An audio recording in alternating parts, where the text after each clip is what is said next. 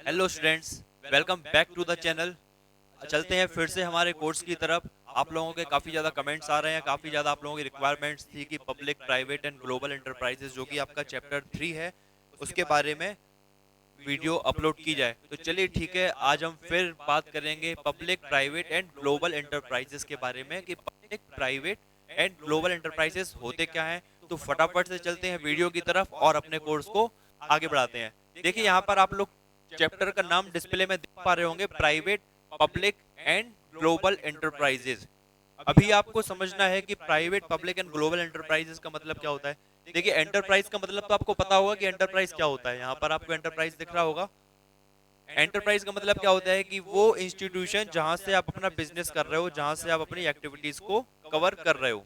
Actual में क्या होती है, दो टाइप की एक्टिविटीज जो कि आपको फर्स्ट वीडियो से आप लोग सुनते चले आ रहे हो, आप सुन सुन के भी बोर हो गए होगे और मैं बता बता के तो हो ही चुका हूँ। क्या कि economic activities which are concern with the non economic activities. तो वो सारी इकोनॉमिक एक्टिविटीज को हमने बिजनेस प्रोफेशन एंड एम्प्लॉयमेंट में तौर पर पढ़ा था। उसके बाद हमने बिजनेस के बारे में पढ़ा था, बिजनेस किस तरीके से फॉर्म कर सकते हैं, कौन कौन से फॉर्म्स बिजनेस के हो सकते हैं, उनके बारे में भी हमने पढ़ा। और अब हम पढ़ेंगे कि बिजनेस के ऊपर जो कंट्रोल, क्योंकि बिजनेस के कुछ सेक्टर्स डिवाइड किए गए हैं, उन सेक्टर्स में किस बिजनेस को किस सेक्टर में रखा जाएगा। हर सेक्टर की अपनी अपनी क्वालिटीज होती हैं, हर सेक्टर की अपनी अपनी कैरेक्टरिस्टिक्स होती हैं। उन कैरेक्टरिस्टिक्स के अकॉर्डिंग, उन रूल्स के अकॉर्डिंग एंड उन रेगुलेशंस के अकॉर्डिंग जो बिजनेस के सेक्टर्स को डिवाइड किया गया है वो यहाँ पर हम पढ़ रहे हैं। मेनली बिजनेस के सेक्टर्स को डिवाइड किया गया है दो टाइप्स में, प्राइवेट एंड पब्लिक। और ग्लोबल एंटरप्राइजेस भी इसका एक सेक्टर है। और उसके अलावा प्राइवेट एंड पब्लिक के अलावा एक और सेक्टर होता है जिसको हम बोलते हैं ज्वाइंट सेक्टर। तो आज के वीडियो में हम पढ़ने वाले हैं प्राइवेट सेक्टर बिजनेस। देखिए आपने दो टाइप के सेक्टर तो सुने ही होंगे, एक प्राइवेट सेक्टर होता है, एक पब्लिक सेक्टर होता है। हर आपको क्या बोलते हैं, कोई भी बिजनेस ले लो, कोई भी फैसिलिटीज ले लो, उसमें दो टाइप की होती है, प्राइवेट रहती है और एक पब्लिक रहती है जो को हम सरकारी बोल सकते हैं। प्राइवेट हॉस्पिटल्स रहते हैं, as it is government hospitals भी रहते हैं, है ना। प्राइवेट होटल्स, सॉरी होटल्स तो प्राइवेट ही होते हैं। उसके अलावा बहुत सी चीजें होती है प्राइवेट और पब्लिक में, प्राइवेट ट्रांसपोर्ट्स भी होते हैं और गवर्नमेंट ट्रांसपोर्ट्स भी होते हैं। तो इन सब में जिसको डिवाइड किया गया है वो हम यहाँ पर पढ़ने वाले हैं। सबसे पहले हम यहाँ पर पढ़ेंगे प्राइवेट सेक्टर एंटरप्राइजेस। कुछ एंटरप्राइजेस ऐसी होती हैं जिनको डिवाइड किया है प्राइवेट सेक्टर में, कुछ एंटरप्राइजेस को डिवाइड किया गया है पब्लिक सेक्टर में। अब प्राइवेट सेक्टर में कौन सी एंटरप्राइज को रखा जाएगा वो यहाँ पर हम देखेंगे। ऑल द बिजनेस यूनिट्स, वो सारी business units that are owned and controlled by the private individuals. वो सारे बिजनेस, हमारे देश में जितने भी सारे बिजनेस चल रहे हैं, उन सारे बिजनेस को हम प्राइवेट सेक्टर में रखेंगे जिनकी ऑनरशिप एंड कंट्रोलिंग किसके हाथ में, प्राइवेट इंडिविजुअल्स के हाथ में, यानी कि हमारे और आपके बीच में है। मतलब हम और आप जिनको कंट्रोल कर रहे हैं, यानी कि नॉर्मल देश का आम आदमी जिनको कंट्रोल कर सकता है, देश का आम आदमी जिसको कर सकता है, पैसे कमा सकता है, उसको हम किस में रखेंगे, प्राइवेट सेक्टर एंटरप्राइज में। ओके, जैसे कि आप पढ़ चुके हैं सोल ट्रेड, पार्टनरशिप, कंपनी। इसमें गवर्नमेंट का कोई एग्जिस्टेंस था क्या, गवर्नमेंट का कोई इंटरफेयर था क्या, बिल्कुल भी नहीं था। अगर आपको फिर मुझे कोई अगर बिजनेस करना है और हम लोग प्राइवेट, हम खुद ही मालिक है अपने बिजनेस के, या फिर हमारे पार्टनर्स मालिक है जिनमें गवर्नमेंट का कोई भी इंटरफेयर, कोई भी हस्तक्षेप गवर्नमेंट का नहीं है, उस सेक्टर को हम क्या बोलते हैं, private sector enterprise. Private sector enterprise उसको बोलते हैं जहां पर इंडिविजुअल्स, जो कि प्राइवेट इंडिविजुअल्स हैं, वही कंट्रोल करते हैं और ऑन करते हैं अपने बिजनेस एंटरप्राइज को।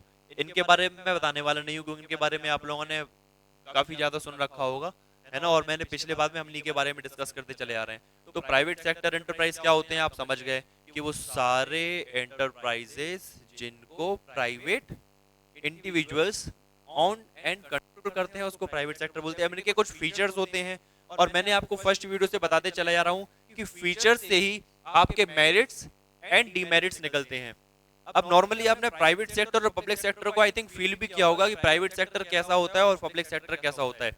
अगर आपको फील करना है तो एक बार विजिट कीजिएगा आप हॉस्पिटल में, ठीक है, और सेम डे आप विजिट कीजिएगा गवर्नमेंट हॉस्पिटल में जो कि पब्लिक सेक्टर में आता है, जो कि गवर्नमेंट ऑन करती है, जिसका ऑनरशिप किसके पास रहती है, गवर्नमेंट के पास। डिफरेंस बताने की जरूरत नहीं है। प्राइवेट सेक्टर का नाम सुन के आपका मन खिल जाता होगा, प्राइवेट हॉस्पिटल का नाम सुन के। और गवर्नमेंट हॉस्पिटल की जहां हम बात करेंगे वहां पर आपका चेहरा डाउन हो जाता होगा क्योंकि कोई फैसिलिटी नहीं रहेगी, सब वगैरह।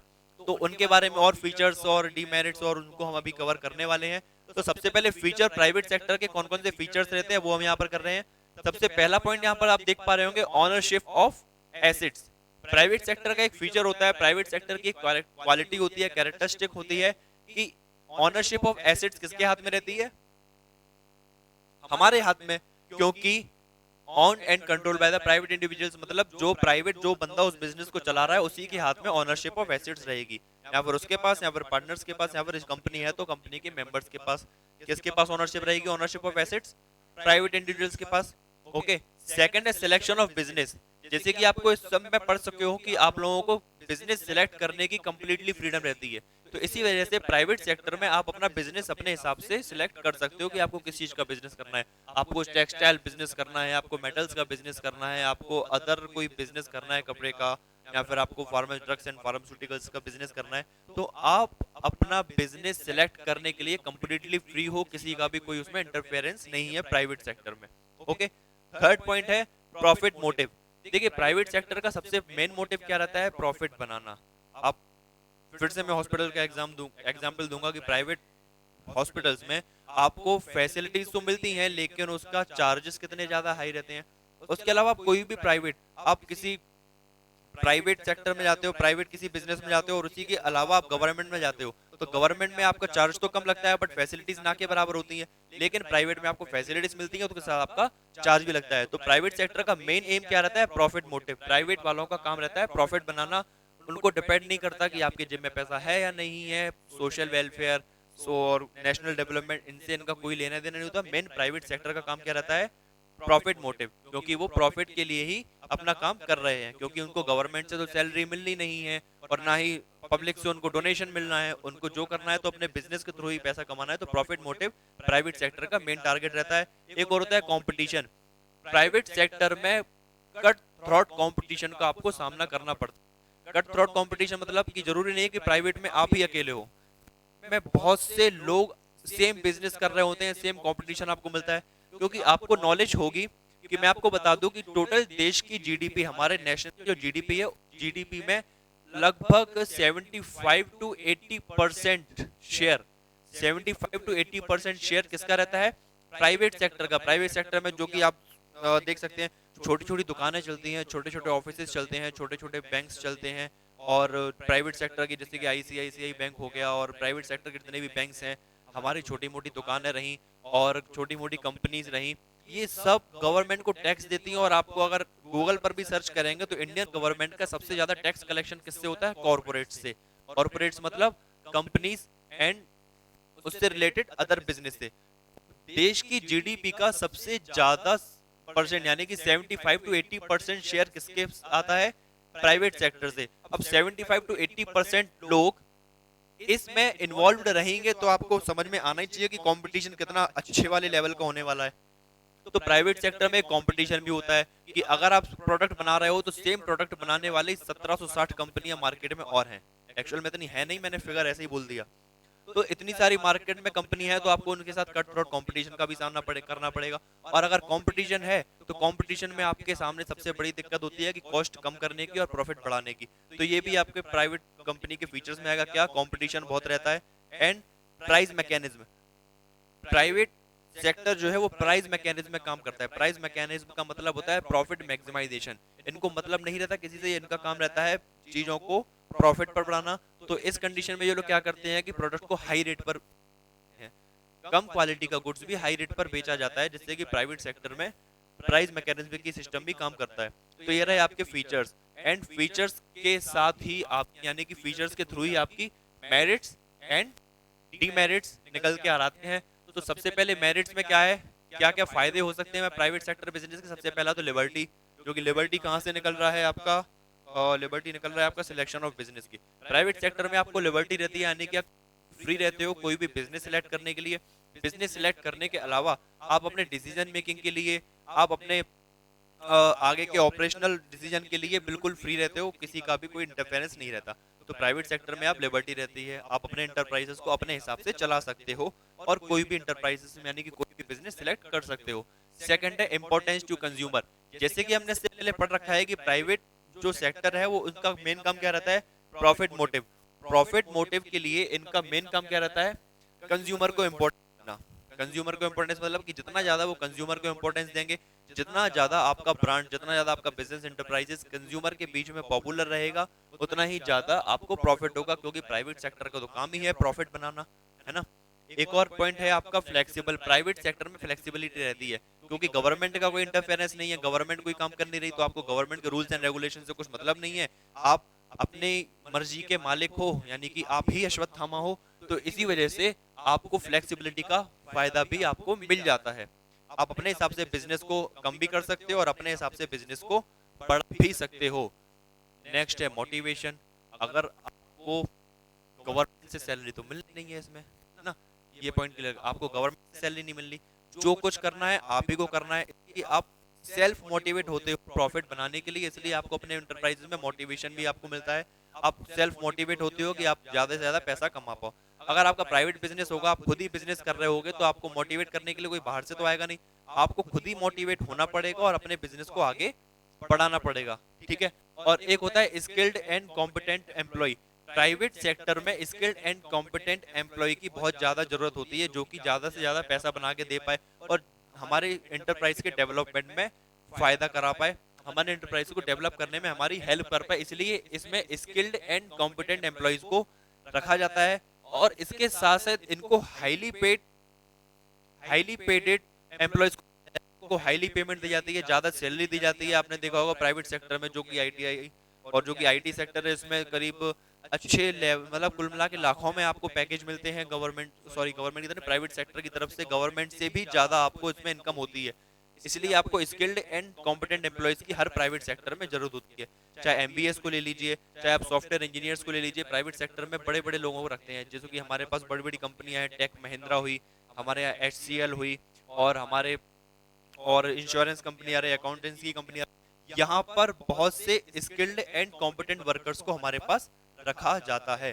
तो ये थी आपकी मेरिट्स, किसकी की प्राइवेट सेक्टर में कौन मेरिट्स है, समझाने की जरूरत नहीं है, आप खुद ही समझ सकते हो कि प्राइवेट और पब्लिक में क्या डिफरेंस होगा। कि लिबर्टी रहती है आपको बिजनेस करने की, और इंपॉर्टेंस टू कंज्यूमर, अपने कंज्यूमर को इंपॉर्टेंस पड़ता है। पैसा बनाने वाले भी यही है, पैसा यही लोग कमा के देंगे, इसलिए आपको इंपॉर्टेंस देनी पड़ेगी। आप फ्लेक्सिबल रहते हो अपने बिजनेस के सिलेक्शन, अपने बिजनेस के साइज को बड़ा करने के लिए और छोटा करने के लिए भी, और मोटिवेट आप खुद ही रहते हो उसमें, जिसकी आपको प्रॉफिट कमाना होता है। जितना ज्यादा प्रॉफिट कमाओगे उतना ही ज्यादा मोटिवेट रहोगे आगे काम करने के लिए। And skill and competent workers को भी यहाँ पर रखा जाता है, जिससे कि आपका प्रॉफिट और ज्यादा बढ़ सके।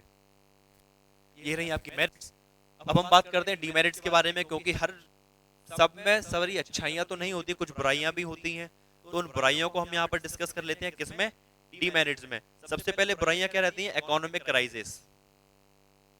कभी कभी प्राइवेट सेक्टर वाले क्या करते हैं ना, कि कंपटीशन में बने रहने के लिए वो इतना ज्यादा ओवर प्रोडक्शन कर देते हैं, इतना ज्यादा एक्स्ट्रा प्रोडक्शन करके रखते हैं, जिससे कि उस कंडीशन में, उसके कंपैरिजन में इतनी डिमांड उस प्रोडक्ट की नहीं रहती।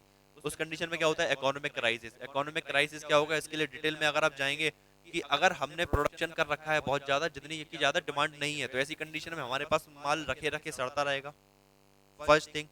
सेकंड, हमारे जो नेशनल रिसोर्सेज हैं उनका मिसयूज होगा, क्योंकि वो रिसोर्सेज, वो मशीनरी, वो लेबर, वो रॉ मटेरियल्स किसी और जगह काम आ सकता था, लेकिन हमने अपने पास उसको स्टॉक करके रखा है और उसको वेस्ट कर दिया। तो रिसोर्सेज भले ही आप अफोर्ड कर सकते हो, लेकिन वो रिसोर्सेज सारे नेशन के होते हैं, और वो नेशन के रिसोर्सेज हैं जो कि आपने कम कर रखे हैं। तो इस वजह से आपके इकोनॉमिक क्राइसिस आ सकती हैं। आपके आ सकती है क्या? आई जाती है, अगर आप ओवर प्रोडक्शन कर सकते हो, अगर आप ओवर प्रोडक्शन करते हो। फॉर एग्जाम्पल, मैं आप लेटेस्ट एग्जाम्पल दूं, एटलस साइकिल का आप सबने नाम सुना होगा। एटलस साइकिल के 3 जून को उस कंपनी में ओवर प्रोडक्शन करने के चक्कर में और एक्स्ट्रा स्टॉक किया उन्होंने, और कुल मिला के कंपनी पर आज ताले लग गए। रीजन क्या रहा? प्राइवेट सेक्टर का था, कंपटीशन में आके इन्होंने ओवर प्रोडक्शन किया, और ओवर प्रोडक्शन करने के कारण क्या हुआ? इकोनॉमिक क्राइसिस आए कंपनी में, और कंपनी गई लॉस में, और एटलस साइकिल जो है अब वो सिर्फ हमारी यादों में ही रह गई है ना। तो पहला डीमेरिट इसका ये रहता है। Second, ignorance towards national development. समझ गए होगे, जैसे कि प्राइवेट सेक्टर है, प्राइवेट सेक्टर वालों को नेशन से, देश से, समाज सेवा से कोई फर्क नहीं पड़ने वाला। उनका मेन काम क्या रहता है? Profit maximisation. उनको प्रॉफिट से मतलब होता है। अब भले ही जनता मर रही है या पिस रही है, उससे मतलब नहीं रहता, नेशनल डेवलपमेंट को इग्नोर करते हुए अपने बिजनेस को बढ़ाने पर ज्यादा ध्यान देते हैं। इसलिए प्राइवेट सेक्टर की एक डीमेरिट ये भी रहती है, इग्नोरेंस टुवर्ड्स नेशनल डेवलपमेंट, क्योंकि जो पब्लिक सेक्टर के जितने भी बिजनेस होते हैं, रेलवेज हुआ पब्लिक सेक्टर में, जैसे कि आपका बीएसएनएल हुआ पब्लिक सेक्टर का एंटरप्राइजेस है, और आपके गवर्नमेंट हॉस्पिटल्स देख लीजिए पब्लिक सेक्टर के एंटरप्राइजेस है। इनका काम क्या रहता है कि पब्लिक की सेवा करना, पब्लिक वेलफेयर, इनका सोशल वेलफेयर का मेन टारगेट रहता है। बट प्राइवेट सेक्टर में इस चीज को कंप्लीटली इग्नोर कर दिया जाता है, क्योंकि उनका मेन टारगेट क्या रहता है, प्रॉफिट बनाना। थर्ड पॉइंट क्या है, exploitation of labours. Private sector में आप अपने लेबर का बहुत ज्यादा एक्सप्लॉयटेशन करते हो, जितना ज्यादा उनको पेमेंट नहीं देते उससे ज्यादा उनसे काम करा लेते हो। आपने प्राइवेट कंपनीज में देखा होगा कि एम्प्लॉयज लगे रहते हैं सुबह से लेकर शाम तक, बट उस कंपैरिजन में उनको सैलरी नहीं मिल पाती। इसलिए प्राइवेट सेक्टर का एक और डीमेरिट है कि यहाँ पर लेबर्स जो कि आप वर्कर का आप एक्सप्लॉयटेशन करते हो वगैरह में देखते रहते होगे कि लेबर का एक्सप्लॉयटेशन होता है, लेबर लोग हड़ताल पे आ जा रहे हैं, ये सब हो रहा है। तो ये सब लेबर्स का एक्सप्लॉयटेशन करते हैं प्राइवेट सेक्टर वाले। एक और पॉइंट क्या है कि एक्सप्लॉयटेशन ऑफ कंज्यूमर्स। जैसे कि आपको पता है कि प्राइवेट सेक्टर फिर काम करता है किस पर, प्राइस मैकेनिज्म पर। तो प्राइस मैकेनिज्म मतलब एक्स्ट्रा प्रॉफिट कमाने के चक्कर में वो घटिया क्वालिटी के प्रोडक्ट्स को हाईली रेट पर बेचते हैं और वैरायटी में उलझा के आपको ज्यादा प्राइजेस भी ले सकते हैं। इस वजह से एक्सप्लॉयटेशन ऑफ कंज्यूमर भी प्राइवेट सेक्टर में होता है कि लोगों से ज्यादा पैसा लिया जाता है और उनका एक्सप्लॉयटेशन किया जाता है कंज्यूमर्स का। एक और है unfair trade practices. Private sector वाले एक और डीमेरिट रहती है प्राइवेट सेक्टर में, प्रॉफिट मैक्सिमाइजेशन के चक्कर में प्रॉफिट मैक्सिमाइज करने के लिए ये लोग कुछ ट्रेड प्रैक्टिसेस जो कि अनफेयर रहती हैं, जो कि फेयर नहीं रहती, उनको भी बढ़ावा देते हैं। फॉर एग्जांपल ये लोग आर्टिफिशियल स्कैरसिटी लाते हैं प्रोडक्ट्स की, मतलब कमी ले आते हैं प्रोडक्ट की मार्केट में प्रोडक्ट भरपूर है, लेकिन प्राइवेट सेक्टर वाले पैसा बढ़ाने के चक्कर में, अपना प्रॉफिट बढ़ाने के चक्कर में उनकी एक आर्टिफिशियल कमी लाते हैं, उनका स्टॉक करके रखते हैं, जिसको बोलते हैं हिंदी में जमाखोरी या फिर काला बाजारी बोलते हैं, ब्लैक मार्केटिंग बोलते हैं। ये लोग होर्डिंग्स करते हैं जिससे कि पैसा बनाया जा सके। फॉर एग्जाम्पल अगर किसी प्रोडक्ट की कमी है, जैसे कि अभी आप कोविड-19 के तहत देखेंगे तो मार्केट में सैनिटाइजर्स की काफी ज्यादा कमी आ गई थी। क्यों आ गई थी? क्योंकि इन्होंने दबा के रख लिए थे, बेच नहीं रहे थे, और जब बाद में कमी आ गई तो उनको हाईली रेट पर बेच रहे थे उस माल को। Unfair trade practices, black marketing, आपने देखा होगा कि प्रोडक्ट्स की ब्लैक मार्केट होती है कि गवर्नमेंट इसको परमिशन नहीं दे रही बेचने की, लेकिन वो ब्लैक में बेच रहे होते हैं। तो ब्लैक मार्केट हुआ, प्राइसिंग हुआ, ओवर चार्जिंग हुआ। अनफेयर ट्रेड प्रैक्टिसेस जितनी भी होती हैं वो प्राइवेट सेक्टर में देखने को मिलती हैं। तो ये क्या इकोनॉमिक क्राइसिस, ओवर प्रोडक्शन के चक्कर में आप इकोनॉमिक क्राइसिस भी लाते हो, जिससे कि आपके बिजनेस को लॉस होता है। इग्नोरेंस टुवर्ड्स नेशनल डेवलपमेंट, आप नेशनल डेवलपमेंट के यानी कि सोशल वेलफेयर को आप इग्नोर कर देते हो कंप्लीटली। एक्सप्लॉयटेशन ऑफ लेबरर्स, आप लेबर्स का एक्सप्लॉइट करते हो कम सैलरी पे, उनसे ज्यादा काम करा रहे हो, जिससे कि उनका मेंटली और फिजिकली उनका एक्सप्लॉयटेशन आप कर रहे होते हो।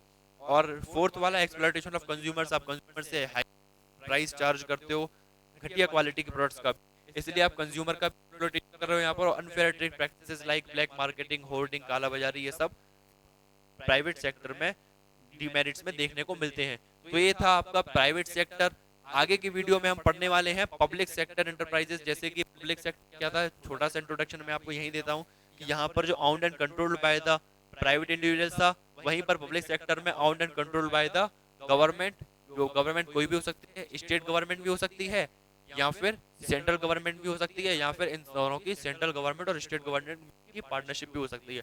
अभी के वीडियो को देखने के बाद आप प्राइवेट सेक्टर का एनसीईआरटी की बुक में से आप लोग स्टडी कर सकते हैं। कोई डाउट्स हो तो आप लोग लाइव क्लास में या फिर कमेंट सेक्शन में आप लोग पूछ सकते हैं। तब तक के लिए आप लोग पढ़ते रहिए। Thank you so much. जय हिंद, वंदे मातरम।